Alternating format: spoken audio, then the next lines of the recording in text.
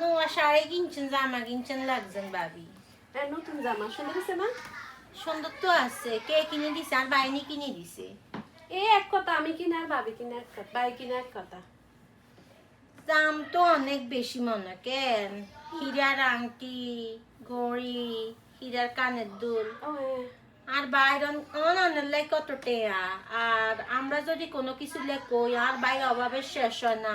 আর বাইর কত অভাব, আর বাইর টেয়া নাই, হইসা নাই, বইনে করলাই নাই।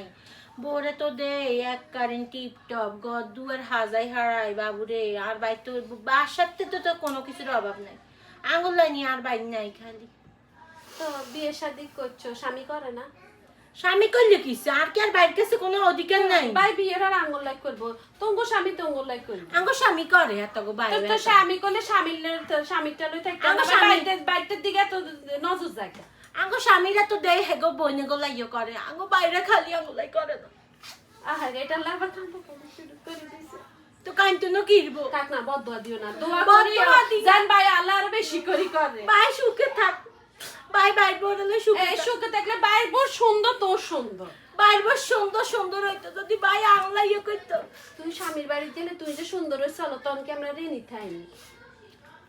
আন্নার লোক আঙ্গো লোক তুলনা করিয়েন না। আন্নারা আর ভাই মাথা তুলি দেয়, আর আঙ্গো কি অবস্থা? কিন্তু তে অবস্থা তোমার স্বামী করে দিছে, এটা কি ভাই করে দিব না? আঙ্গো কিসমত।